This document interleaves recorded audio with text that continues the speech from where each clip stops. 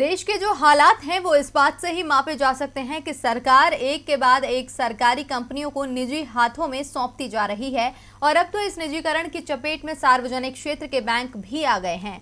वित्त मंत्री ने 1 फरवरी को पेश आम बजट में इसकी घोषणा की थी, लेकिन वो कौन से बैंक हैं जिसका निजीकरण होने वाला है ये नहीं बताया था। लेकिन अब इन बैंकों के नाम भी सामने आ गए हैं। तो आखिर किन बैंकों का होने वाला है निजीकरण, देखिए ये रिपोर्ट।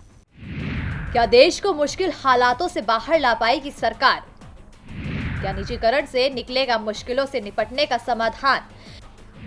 क्या निजीकरण ही एकमात्र है उपाय? देश इन दिनों जिन हालातों से जूझ रहा है उसके बाद इसके निपटारे के लिए सरकार को मात्र निजीकरण का ही सहारा समझ आ रहा है, जिसके चलते सरकार एक के बाद एक सरकारी कंपनियों को निजी हाथों में सौंपती जा रही है और अब सरकार सरकारी बैंकों में हिस्सेदारी भी बेचने की तैयारी में है। 1 फरवरी को पेश किए गए आम बजट में इसकी घोषणा भी की गई थी, लेकिन उस वक्त वित्त मंत्री की ओर से बैंकों के नाम नहीं बताए गए थे। मगर अब सरकारी सूत्रों ने बताया कि सरकार ने निजीकरण के लिए मझौले आकार के 4 बैंक शॉर्टलिस्ट किए हैं।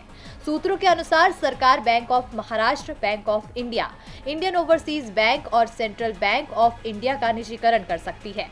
अगर बैंकों का निजीकरण होता है तो इसका सीधा असर ग्राहकों पर पड़ेगा। बता दें कि सरकार ने 2021-22 में विनिवेश से 1.75 लाख करोड़ रुपए जुटाने का लक्ष्य रखा है। इसके मद्देनजर सरकार ने देश की दूसरी सबसे बड़ी तेल company Bharat petroleum corporation limited यानी BPCL में भी अपनी पूरी हिस्सेदारी बेचने की योजना बनाई है। वहीं इससे पहले भी केंद्र सरकार Bharat petroleum, shipping corporation of India, container corporation, north eastern electric power corporation limited और THDC इंडिया के शेयर निजी हाथों में सौंप चुकी है। अब बैंकों का नंबर भी आ गया है, जिसके बाद अब सवाल ये उठता है कि सब कुछ बेचकर आखिर देश के हालातों को कैसे मजबूत बना पाएगी सरकार।